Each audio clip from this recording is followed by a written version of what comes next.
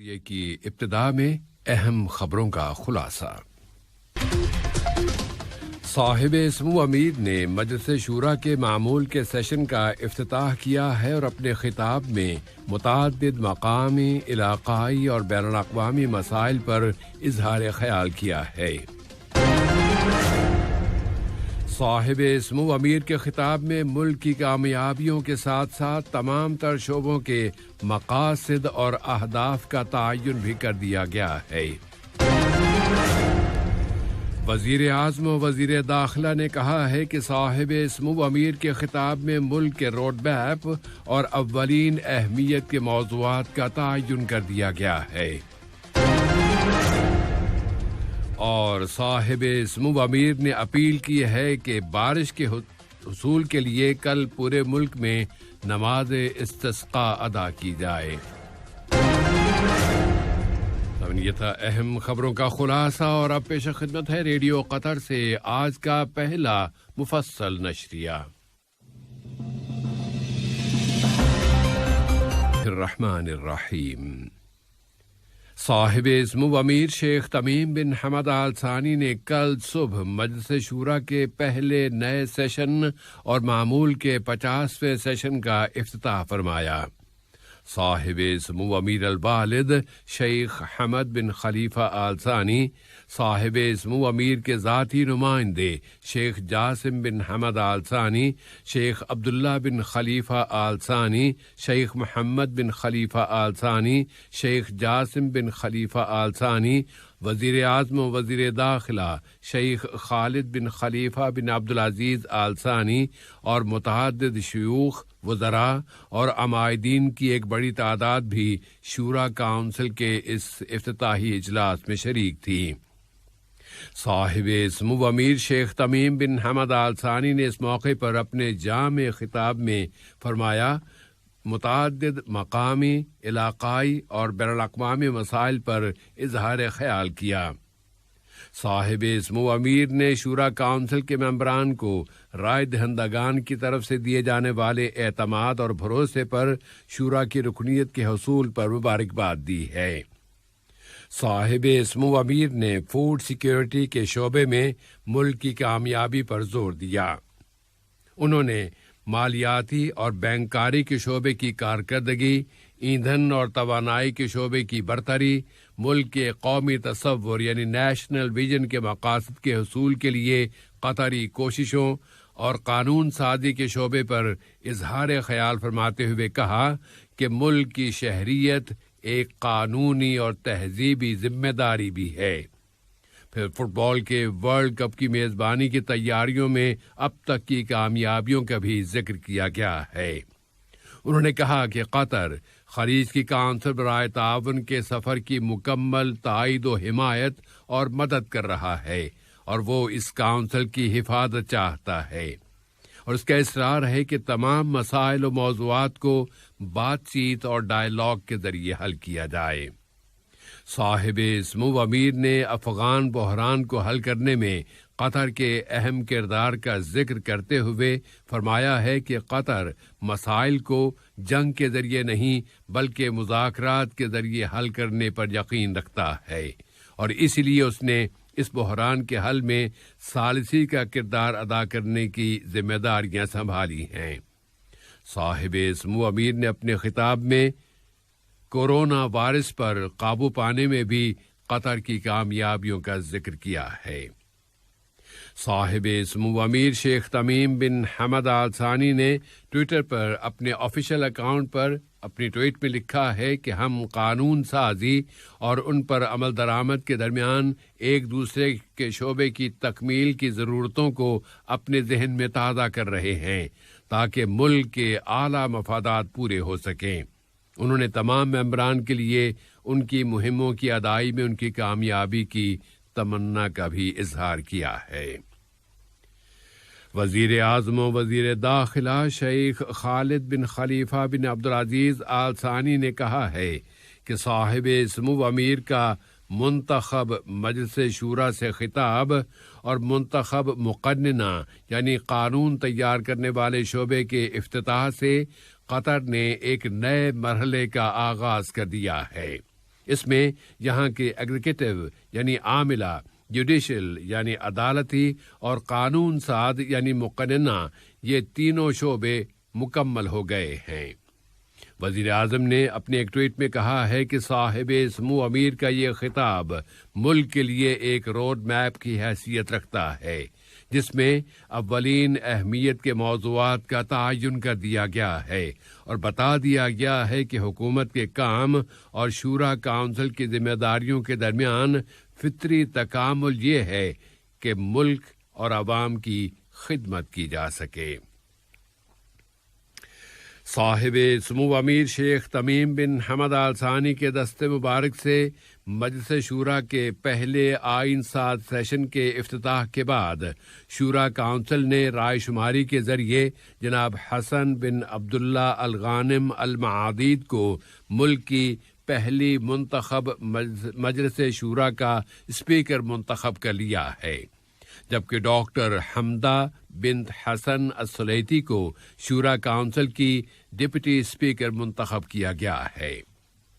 دریں اثنا برادر ملک کویت کی پارلیمنٹ کے اسپیکر جناب مرزوق بن علی الغانم ملک کے سرکاری دورے پر دوحہ پہنچ گئے ہیں۔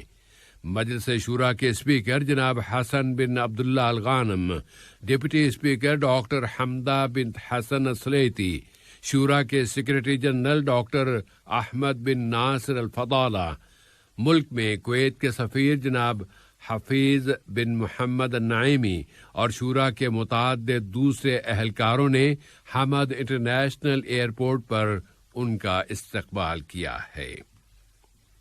صاحب سمو امیر شیخ تمیم بن حمد آل ثانی نے اپیل کی ہے کہ اللہ تعالیٰ سے باران رحمت یعنی بارش کے حصول کی دعا کے لیے کل بروز جمعرات بتاریخ 22 ربیع الاول سن 1443 ہجری بمطابق 28 اکتوبر 2021 نماز استسقاء ادا کی جائے۔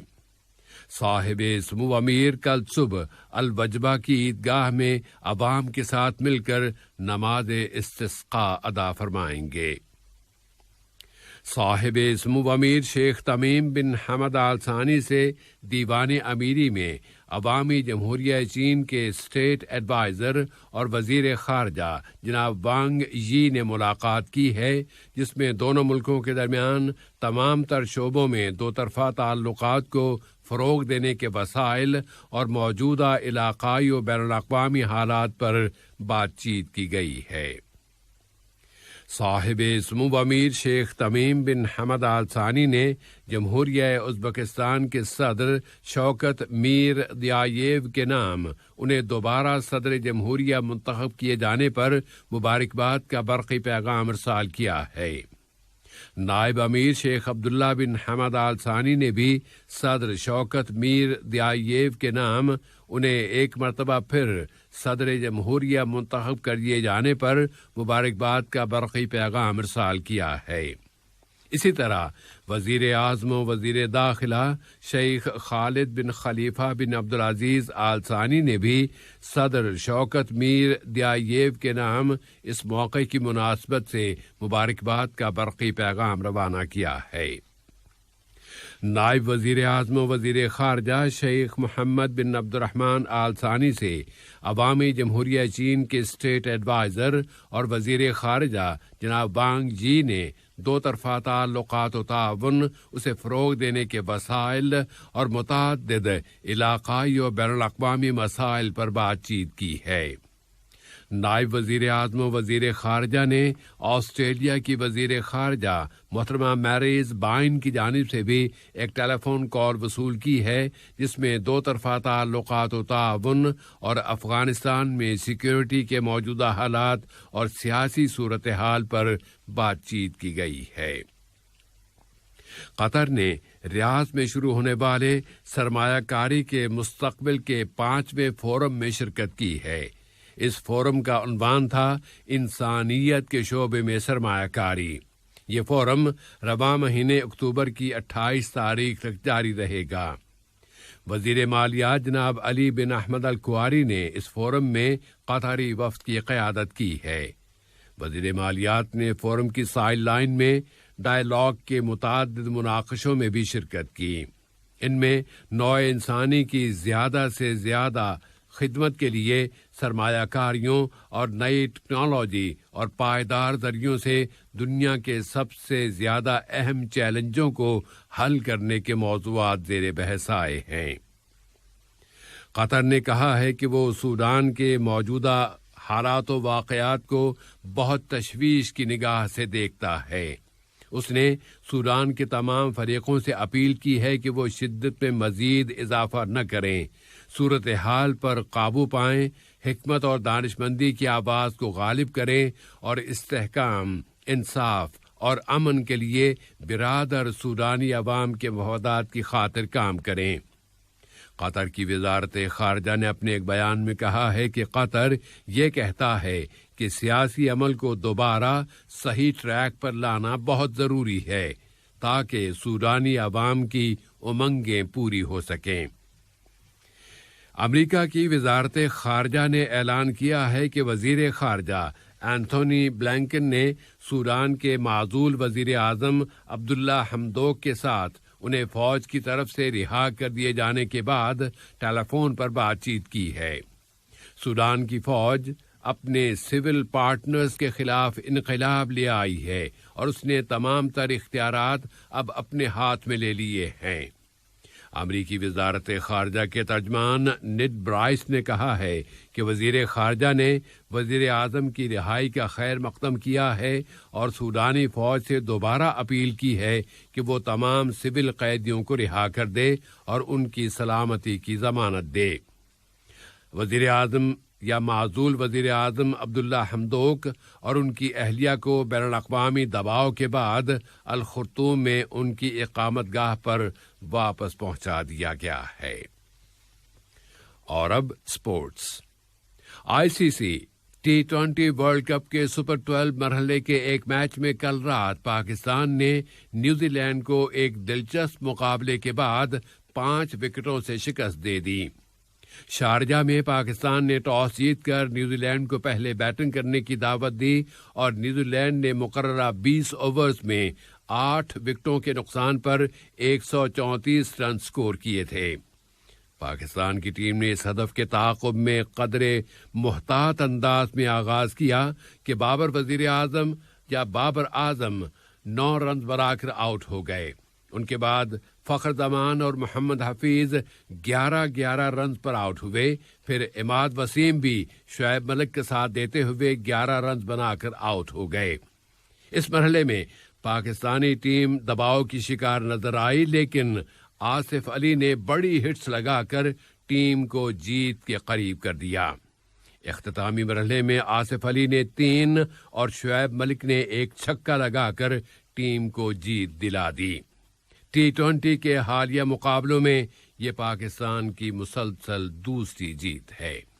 اہم خبروں کا خلاصہ ایک مرتبہ پھر۔ السلام علیکم دوستو، میں ہوں شیخ نور۔ آپ دیکھ رہے تھے قطر نیوز ٹوڈے۔ مجھے امید ہے کہ یہ ویڈیو آپ کو انفارمیٹک لگی ہوگی۔ اسی طرح کے ویڈیو پاتے رہنے کے لیے نور ٹائم 24/7 یوٹیوب چینل کو سبسکرائب کیجیے اور اس ویڈیو کو لائک، کمنٹ اور شیئر ضرور کیجیے۔ اگر آپ فیس بک پر دیکھ رہے ہیں تو شیخ نور پیج کو لائک کیجیے اور فالو کیجیے تاکہ میں جیسے ویڈیو اپلوڈ کروں آپ تک پہنچ جائے۔ شکریہ۔